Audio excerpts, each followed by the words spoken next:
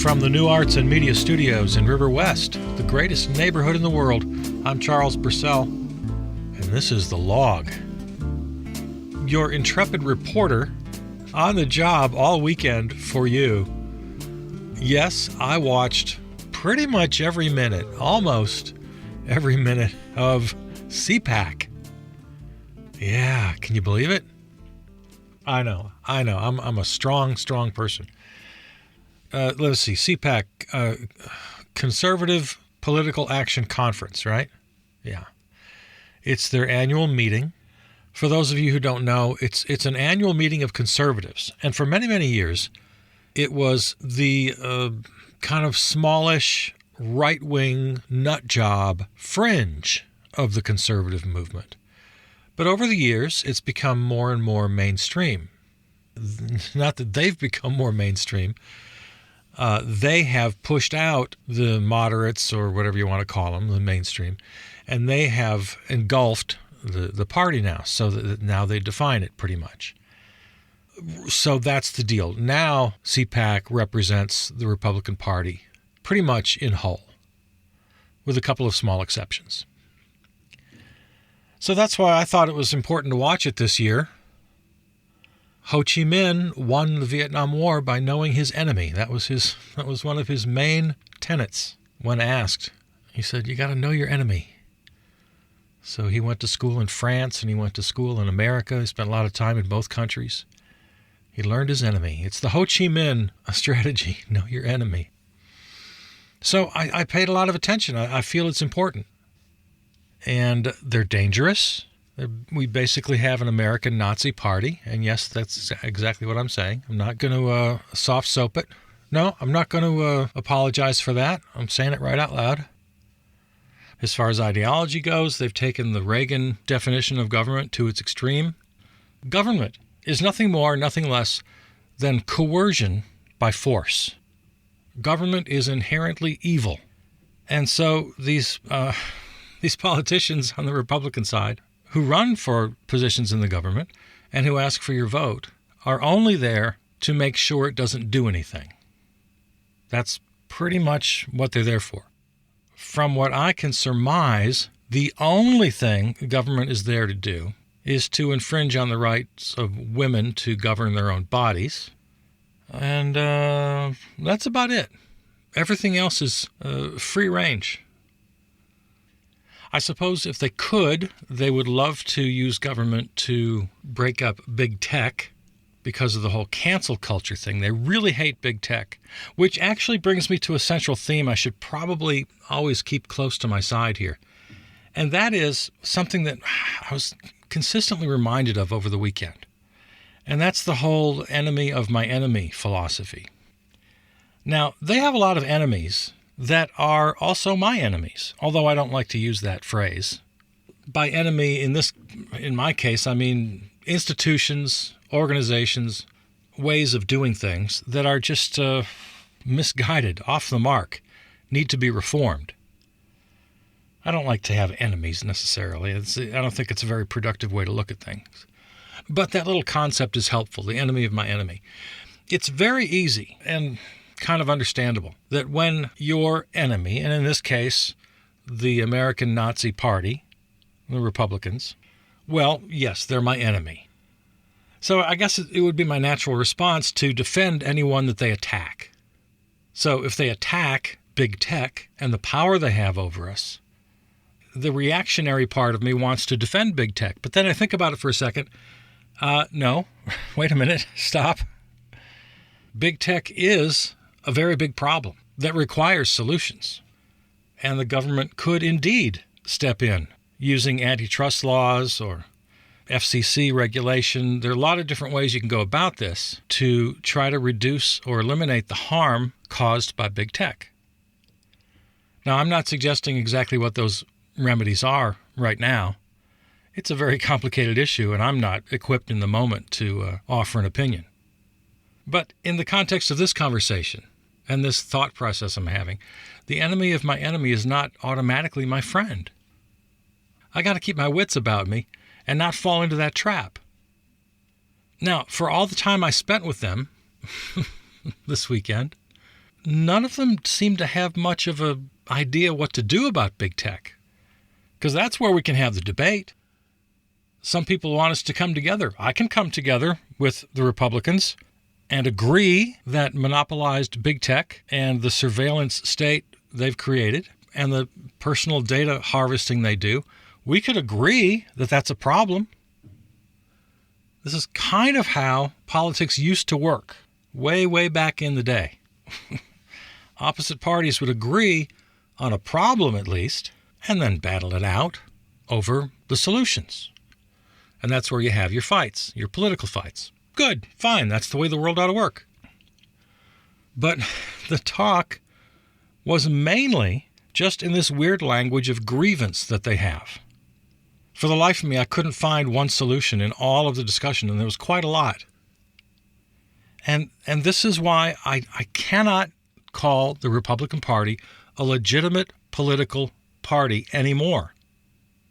I listened, and I was actively listening for any kind of tangible policy. And they never, and I mean never, came through with anything. They never suggested what we ought to do about the problems with big tech. They just complained about them. They just did name calling. And they blamed the Democrats, the radical left socialist Democrats, for being in bed with big tech. It was kind of it's a middle school playground fight. They got nothing. They got nothing but name calling and disparaging remarks and accusations. No proposed solutions, no program, no policy, nothing. And this is why I felt I needed to watch, as painful as it was, I needed to watch every damn minute of this thing. Because as much complaining as I do about them, I want my complaining to be legitimate. I don't want to just create what they are in my mind. I don't want to create a straw man Republican Party and then rail against that. I feel I can make my strongest argument if I understand their argument. And I'm here to tell you, after a brutal weekend, it was not easy. I'm here to tell you they have no program. They have no solutions. All they have is rhetoric. That's all they have. They claim that liberal universities indoctrinate our children. They don't make the case. They don't make an argument. They just say it. They just claim it. They don't cite cases. They don't give examples. They don't fashion any kind of an argument. They just say things. And they're constantly name-calling. Extreme, left-wing fanatics, socialists. The Democrats, or the Democrat Party as they call it, they always use the noun Democrat as an adjective, of course. That's their little word play. The Democrat Party is a mortal threat to freedom. They don't say how or why. They don't make a case. They just say it. That America will become Venezuela. Of course, they never mention Norway, Denmark, Sweden, virtually every country in mainland Europe. Every Western nation, except for America, is socialist. Every one of them. But that never gets mentioned. Not that these countries are perfect. There's no perfect country. I'm just telling you, they completely ignore the fact that the so-called socialists of this country, the Democratic Socialists, or the Social Democrats, I always get the two terms confused, the Bernies and the AOCs of the world, they don't want to go any further than Denmark. That's as far as they want to go. And the other thing they ignore at their own convenience is the concept of democracy. American socialists are absolutely 100% committed to democracy. But they trot out authoritarian socialists and communists, and that's their model, and that's their scare tactic. What else have they got to offer? Again, I actively listened to the entire conference, hoping to find something I could fight with. It's like, if you guys make a good point, if you make a case, if you make an argument, I will take your best case and I'll argue against it if I disagree. But they never provided one. They spent a great deal of time on the big lie, on so-called election fraud, which we know every single legal entity in this country has told us the same thing. It's been investigated at the local level, at the state level in all 50 states, and every single investigation has come back. And they said, nope, no fraud here except for the regular anecdotal cases here and there. Nothing to change any results. Nothing even remotely close to that. But this is one of the main reasons I do compare them to the Nazis. They are insistent on promoting the big lie. And as I've said many times, the big lie has two parts. It's that the 2020 election was stolen, and that, what I was just saying a minute ago, Democrats are radical, left-wing, fanatic socialists who are going to turn America into Venezuela. Those are parts A and B of the big lie. They know it's a lie, and it's absolutely central to their very identity as a party. So that's why I don't shy away from comparing them to Nazis. Because that's what you do. That's what a Nazi does. That's what a fascist does. Their list of priorities, their platform, if you will, is very small and easy to name. Immigration is one of them, and it's a hard line, we all know. It's anti-immigrant, especially at the southern border. And there again, policy ideas, not very nuanced, not very specific, just to be strong, just to be tough, to identify virtually all immigrants as criminals and rapists and thieves. And it's really pretty awful. Among the topics of their limited platform is also trade. But there again, based on the days I spent with them, there's only one issue regarding trade, and that's China. And once again, I heard no policies except to be quote-unquote tough, that the Chinese Communist Party is the biggest threat to America. So they have no policy. They only have grievances. And then they try to get real happy and real positive. And then, oh my God, the platitudes start pouring out of them about how they love America and, oh, freedom. And again, nothing, no substance, no meaning, no nothing. And a strange thing has happened with the Republicans. They are, in rhetoric at least now, completely anti-corporate. Because the radical left has now their corporate allies, as they put it. It's the radical left, their corporate allies, and liberal media. For someone who loves their country, they hate just about everybody. They hate the radical left. They hate the corporations now, which is a big shift if you haven't been paying attention to politics in the last couple decades. It wasn't that long ago that they were the biggest defenders of corporations. Oh, big corporations, they're the engine that runs the nation, and they're successful, and they should be applauded, and we must protect investors. And I mean, they were all about big business and corporations. While you weren't paying attention, that has changed. Again, in rhetoric, at least. Now they're completely anti-corporate. And of course they're anti-media, because for the most part, by and large, the media, the news media, tries to mostly tell the truth. Once again, the enemy of my enemy is not necessarily my friend. I criticize the media all the time, but not because they make up fake news, not because they have a bias against conservatives. No. You know my problems with the media. Everything they report is completely tainted by the bottom line, by the need for profit. So they create conflict where it serves their interests. They create false equivalence. They both sides everything. So I'm not going to let the Republican Nazis trick me into loving the media just because they hate them. No, I'll continue to criticize them on my own terms. Yeah, the Republicans hate big corporations now. Who'd have guessed a couple years ago? Big corporations, ruling elites. One of them kept using the word oligarchy, that these are oligarchs.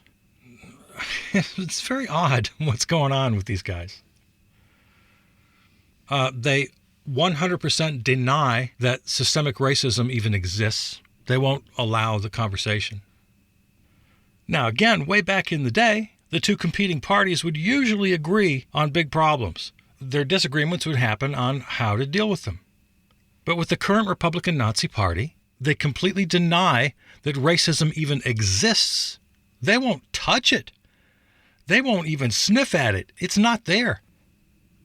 They deny the climate crisis, either overtly or just through ignoring it.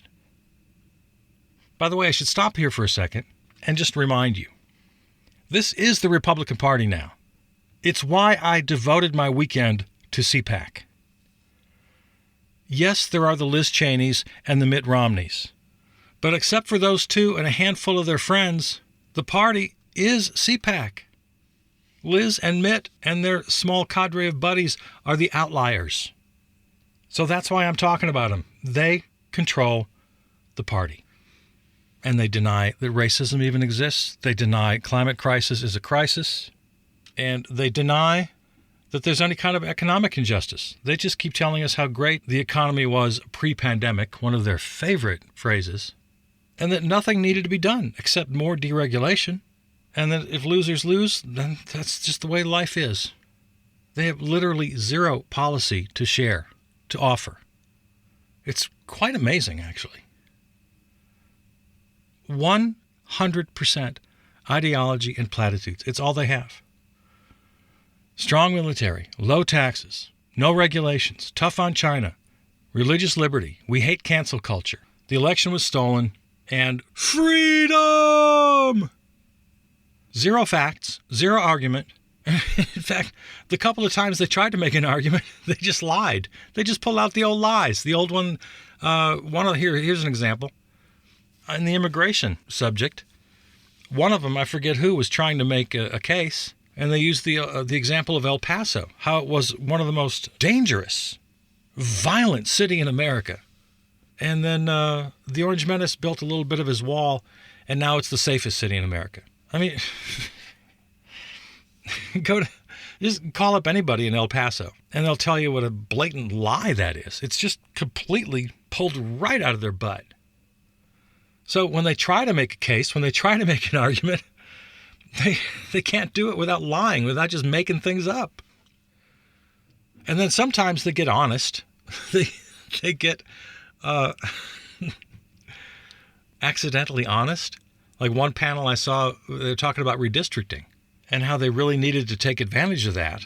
You and I have talked about that quite a lot here with the new census, and this is the time for redistricting and a new chance for a new round of gerrymandering. And yeah, they came right out and said it. Yeah, now's the time for us to really use this once every 10 years chance for redistricting to lock in some of those congressional seats. They were just very honest about it. It's kind of crazy. Oh, one of the reasons it's just so clear now to everyone, and it can't be ignored, that the very most right-wing nuts of the conservative movement now completely control the party, was a little panel discussion with Jim Banks. I forget who he represents, but he's one of the most hardline conservatives in Congress. He was on a panel with Kevin McCarthy, who will be, if they win, Speaker of the House in 2 years. And they were in 100% alliance, just kissing each other's butts like you can't believe, in no uncertain terms. In fact, Jim Banks said at one point, normally over the years, we might butt heads a little bit. Kevin McCarthy being a party leader, establishment, and they both said, nope, those days are over. We are in complete alliance. And see, that's another thing. You don't have to pretend about the Republicans. They come right out and tell you. They're always defining the Democrats using the whole straw man technique. They're creating this horrible authoritarian dictatorship, communist, zero freedom. They just invent this monster that they fight against. We don't have to invent anything. I don't have to invent anything regarding the Republicans. They come right out and they tell us. And now, with just a short time we have remaining here, because I don't want to spend much time on this, it's getting all the news today, and that is yesterday afternoon's speech by the Orange Menace. I tell you, I went through some ups and downs over the weekend. It was a very strange thing to watch every minute of this. In the beginning and for quite most of the weekend, I was kind of scared of these people. And I still am. They demand a lot of attention.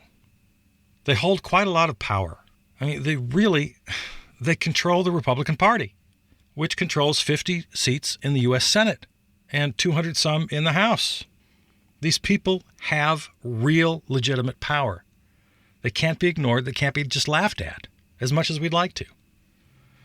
So I spent a lot of the weekend just being genuinely frightened. And when the Orange Menace took the stage, it was a 4-minute ovation. He just stood there and soaked it in. And I'm thinking, this really is just scary. And this country's in trouble. But before it was all said and done, in the next 90 minutes of his speech, I went through a little bit of a change of heart. Because he was so mind-numbingly boring and dumb that even his most ardent supporters have to see it. It was such an old broken record. It was so incredibly tiresome that I went from being frightened just to being disgusted. And so very weary of the guy.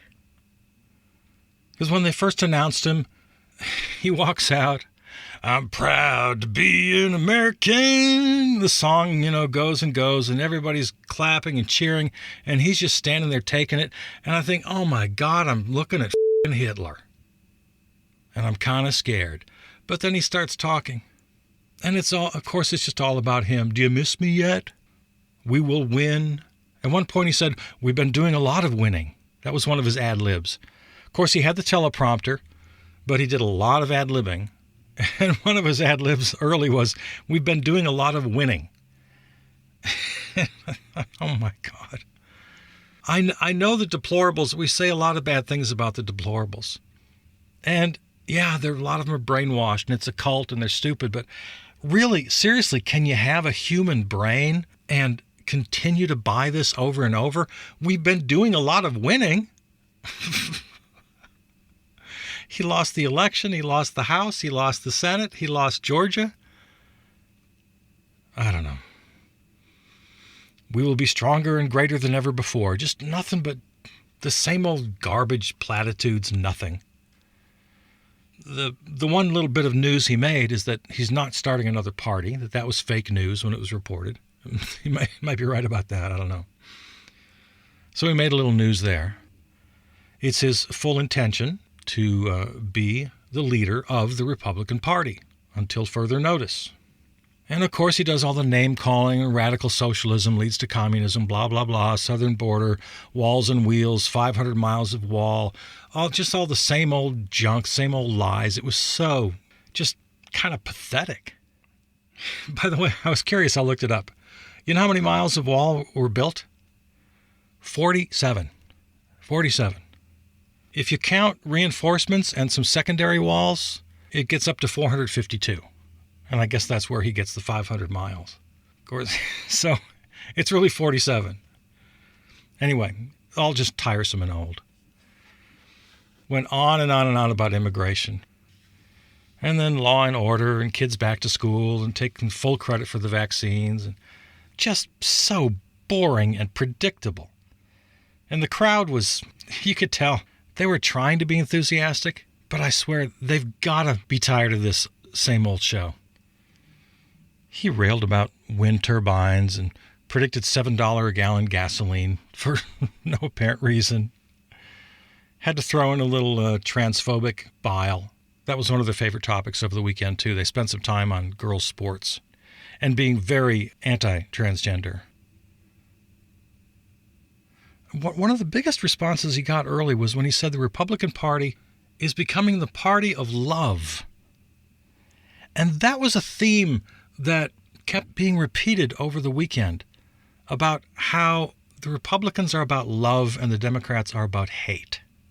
And it's so Orwellian and weird, but they really like to believe that about themselves, about how they're filled with love and optimism It got a huge response, and they spun into one of their USA chants.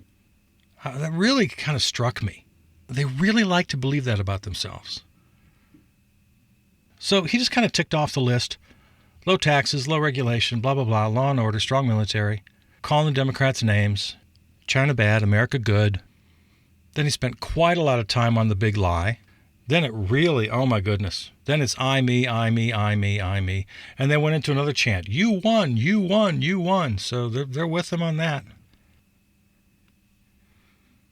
So as he's wrapping up, this is what I'm thinking. They just have to see this.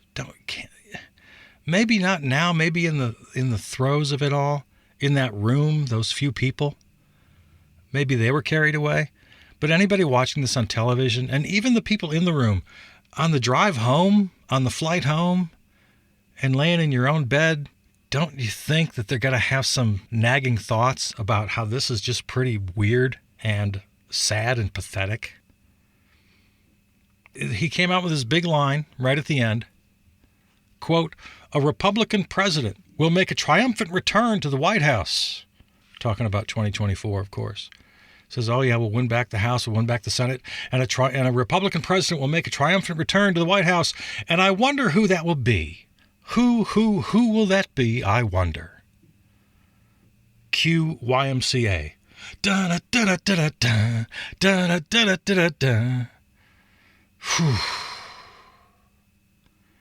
So he's going to, at least for the first year or two, pretend to run. He'll keep his name in there because it suits his ego. It suits his fundraising, money-making grift. It just, it serves him to be in that role of the party leader. Vowed to destroy the rhinos, Republicans in name only. And he named names. He ticked off a bunch of names, including Mitt and Liz and Susan Collins and Lisa Murkowski and a bunch of other people I never even heard of. He ticked off about a dozen names and just said right out loud, no, we're going after them. So he wants to do that because of his own pettiness and spite. And he'll tease everybody and keep himself at the top of the list of nominees. But when it's all said and done, you can't, as I've said, you can't ignore them. They might very well win both the House and the Senate in 22. It's certainly within the realm of possibility, and it's scary, so we don't ignore them. But I left this entire weird weekend experience with some hope, and I might dare to say almost some expectations, that the American people just will not have this. It's becoming way too extreme and way too obvious. They've jumped the shark, and I find it hard to believe, even after all we've witnessed, that Americans as a whole can be this dumb, can be this gullible. A lot of us, yes, but a majority of us, it's honestly hard to imagine. So, I don't know if that sounded like optimism, but I think that's what it is. That's my version of optimism. That's the best I can do. All right, that was a rough weekend. I'm glad it's over. All right, so there it is, your report. I love you. I'll talk to you tomorrow. I'm Charles Purcell.